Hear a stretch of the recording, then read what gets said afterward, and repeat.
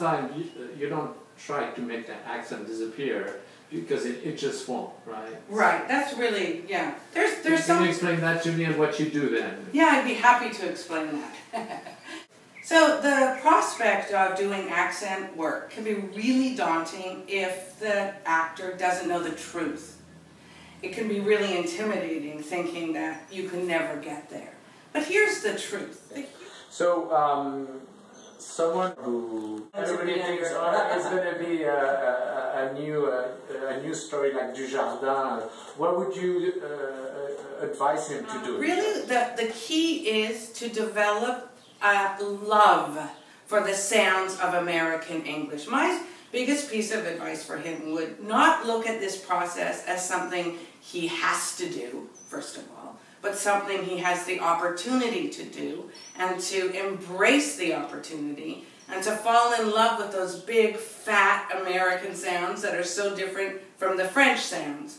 So the or the in American, right?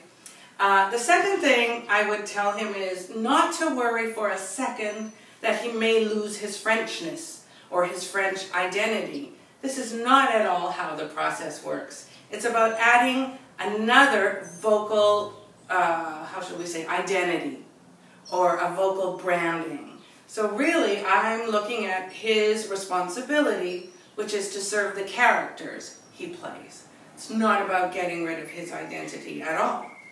Then my job is to look at his melody, his rhythm, and his intonation, and his tone of voice. And if we can, so all of those factors, they carry meaning, and they differ from culture to culture. So what we'll do first probably is indicate how we can bring his energy down. So not how are you, but how are you? And throwing it down at the end, not rising. So that'll communicate his confidence, and it'll suit his size, and yeah, it'll register to the American audience.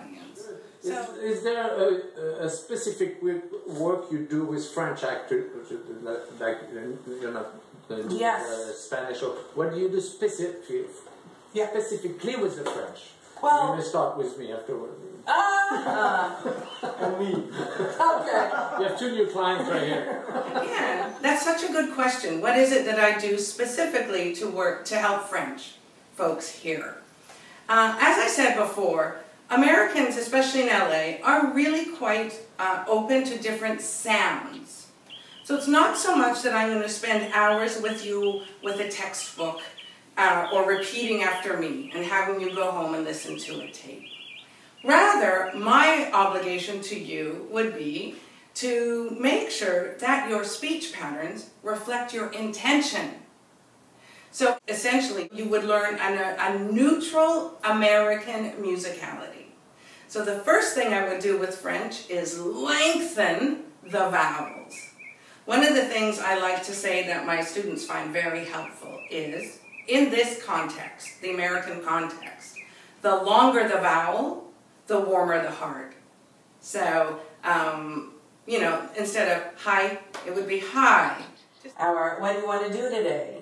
Instead of what do you want to do today, right? So there's sort of equal syllables in French.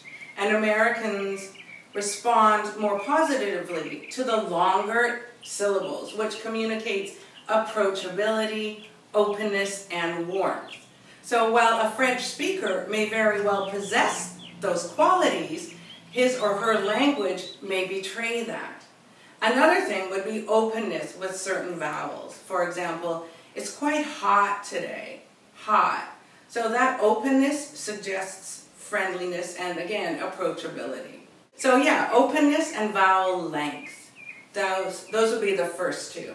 And not French people are foreign with R's and de and all these. They do, but it doesn't impact understandability. So let's go to the beach. Let's go to the beach. Did you even hear the difference between my the and da? Probably not. But the beach, being longer in the second utterance, is warmer invitation to an American ear.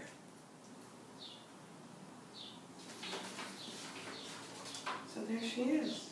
So you say all the different languages are difficult, and not the French are not the worst. I always thought the French were the worst. No, there's no. You know what makes it the worst is the belief that I can't do it or I have to do it.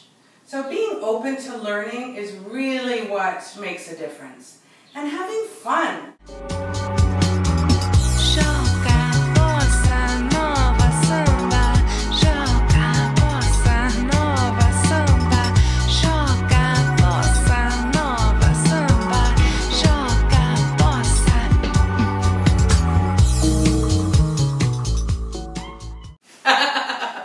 Yeah.